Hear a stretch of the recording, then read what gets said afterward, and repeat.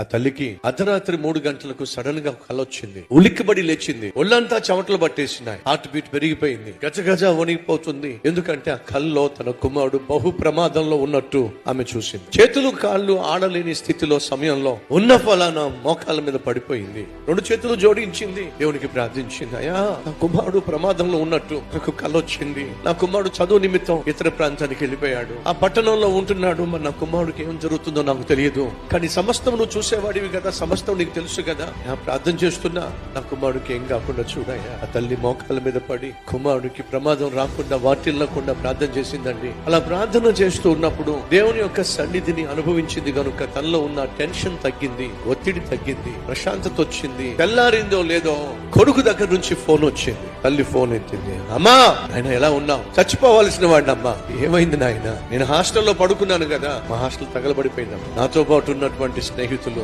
చాలా మంది బూడిదైపోయారమ్మా. కానీ అమ్మా, ఏం జరిగిందో తెలుసా? అందరితో పాటు నేను కూడా నా రూమ్ లో పడుకున్నాను. ఉదయం 3-3:30 గంటలకు ఎవరో వచ్చి నిద్రపోతున్న నన్ను తట్టారమ్మా. లే లే అని తట్టే ఉలికిపడి లేచామ్మా.